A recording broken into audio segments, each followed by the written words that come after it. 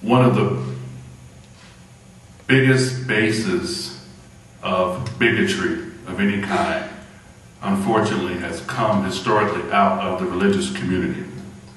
I condemn any form of bigotry, regardless of which faith system it comes from. I think we have to fight religious bigotry head on. I think we have to fight gender bigotry head on. Or any kind of bigotry we must fight head on. And I want to be an advocate to fight that kind of bigotry. Well, I think it's a promotion of the separation of church and state. I really think it's that simple. Obviously, we can't dictate to religions what their beliefs are and so on. The beautiful thing about America is you have all kinds of different churches that come to different conclusions, and you know, you don't have to agree with them. You don't have to believe they're right, but we cannot tolerate you know, violence or even worse, laws that discriminate against people.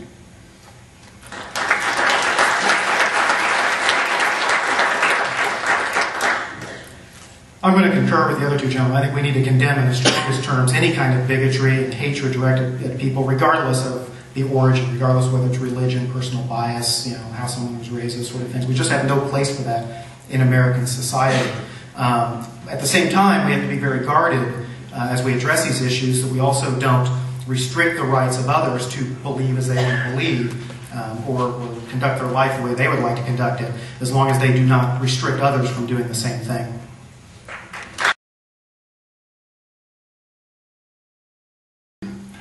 I don't believe that the government has the right to be worried about what goes on in people's bedrooms or their personal lives, period.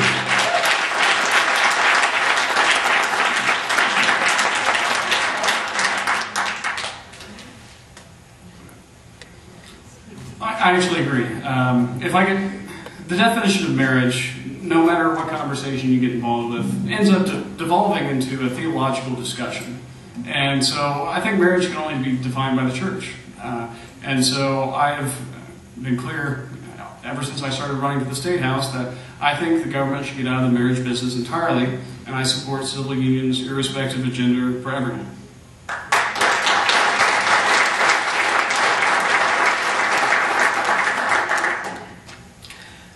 Something John said that I think is very important is we need to get government out of the marriage business. Marriage is a union between two people in the eyes of their God or their belief.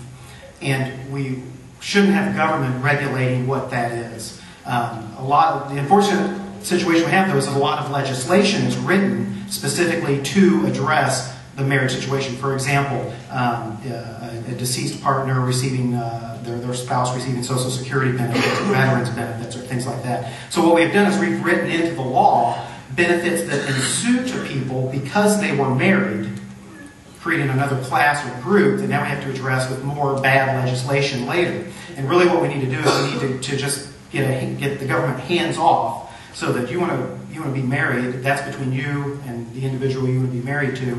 The government doesn't care about that, and that we make sure that everyone is treated equally under the law, not given special benefits or tax treatment or deductions because they are married. We're going right now, by the time my daughter's children are grown, we will still barely scratch the interest, as you mentioned earlier. I think we need to start with this war, and I think, as John mentioned earlier, we need to really look at corporate welfare. In terms of earmarks, I think we need to look more at abuses.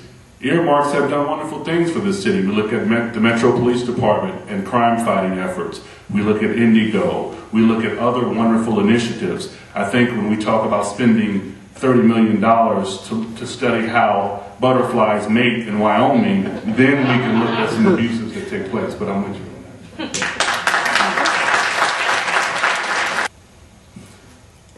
The question is kind of phrased in a way that indicates political bias. So here's the challenge you have with the tax cuts. For someone that makes $10,000 a year, now most people making that's all that makes $10,000 a year, they're really not paying much in taxes except for that FICA that we talked about before, because all the deductions come out there. But let's just say $10,000 a year. And if you give them a 10% tax cut, in the rate, you're going to save them, $1,000 bucks. But for someone making $300,000 a year, And if you're going to give tax relief, you got to give it to everybody. We have to be somewhat fair in this. But for someone making $300,000 a year, if you give them just a 1% tax cut, and granted, they may not be, at the end of the spectrum receiving most of the benefits, but if you give them just a 1% tax cut, now they're saving $3,000 a year. So right away, if you look at the percentages, you very much favored lower income people. But just because of the way the numbers work out, it now becomes political fodder for, well, you're giving tax cuts to the rich. But you don't know what those people are going to do with that money. Are they just saving it away and laughing about the fact they got a tax cut? Or are they investing it in their businesses? Are they investing it in the community, investing it in charities? That happens a lot. Are they buying something with that money that employs people to make a product? So I have a little bit of concern about the bias and the way the question is answered. But at the end of the day, I actually favor a complete and total tax reform of a scale that requires a whole different conversation, because I don't think anyone should pay an income tax. But to the extent that tax relief has been given to people, I think it's we need to keep it permanent. I'm absolutely against the tax breaks that are being given to the wealthy 1%. How about the tax breaks that need to be given to working and middle class families? How about a tax credit for those of us who are taking care of aging parents? How about a tax credit, a new baby tax credit? How about an across-the-board 2% tax credit for our servicemen and women? Those are the kinds of tax credits we need to see. Tax credits for working men and women. I'd rather see that than the wealthy 1% get a tax break.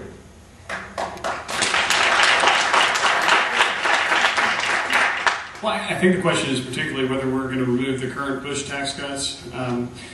As you know, tax cuts stimulate the economy. Raise your hand if you've ever worked for a poor person. I mean, just Wilson? Generally, when I need a job, I haven't asked for someone who also didn't have a job. You have to have a job to offer a job.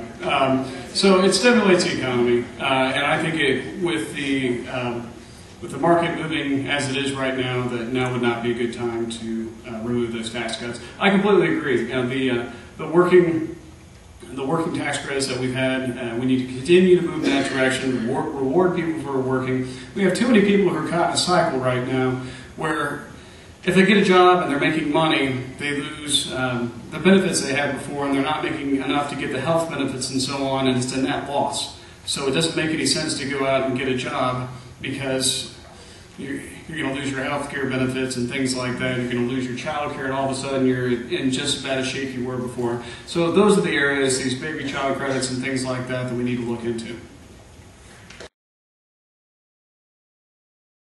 I think that it should be up to states to write their own rules on that. When you hear about this debate, one side of the debate says, well, if Roe v. Wade were overturned, every state would still allow abortion. The other side would say, if that were turned over, then every state would get rid of it. And I think it's a difficult issue, and I respect where people disagree. There should be some exceptions, but I am pro-life. I'm also a pro-life candidate. I come to this more through just the visual and scientific evidence. I have two children. Both were born at 8 months. Fully healthy, fully formed children. But the day before, it might have been legal to terminate those pregnancies, but yet they were children. And we have a discrepancy in our society that we really need to address, in that if a medical doctor or someone who causes a car accident injures a pregnant woman and damages that fetus, they can be tried for multiple murders, or they can be tried for multiple crimes. But yet we can go to a doctor and pay for them to do something that someone else causes as a crime. So I think we need to take a look at that. I'm not entirely certain that we don't need to give a window of opportunity. But at the end of the day, I think you get to a point, and I would be hard pressed to tell you that I'm the person who should stand up on high and tell everybody what that point is. But at some point, I think we need to decide, it's too late, because that's a child. And as John said, we might all disagree on how we look at that. Unfortunately, this is one of those issues that keeps being fought over and over again, and no matter which side wins it, it'll be fought forever, and it'll take lots of money to fight it. And but as long as the debate is civil, I think we should continue to have it. For me, there is no compulsion. I'm pro-choice, and I believe in a woman's right to consent.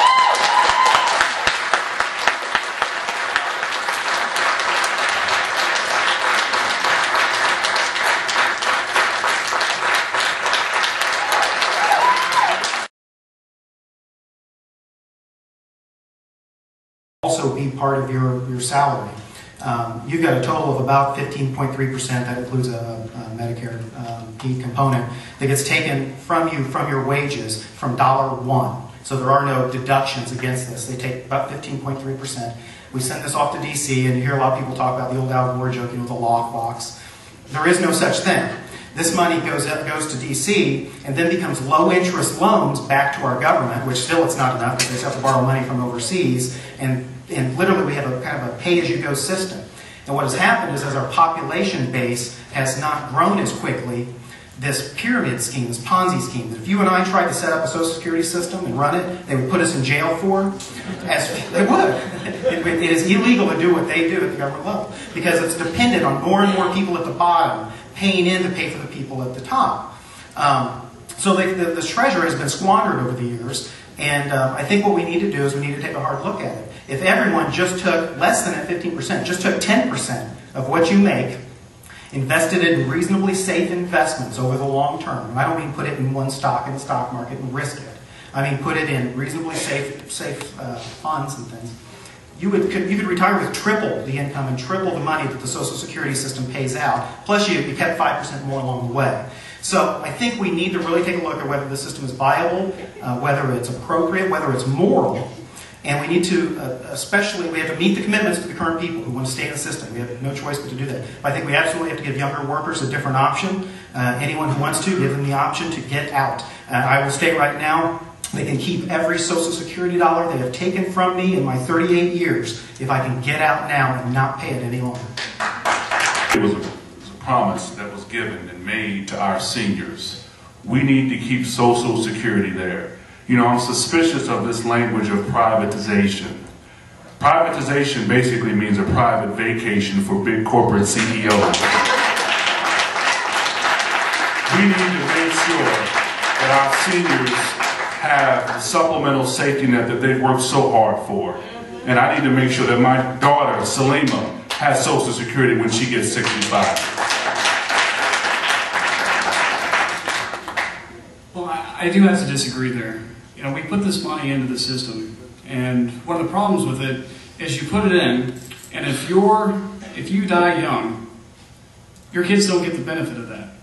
That Social Security that was supposed to be paid into you for years later on in life that you could have put away and left for your daughter years down the road, you don't get.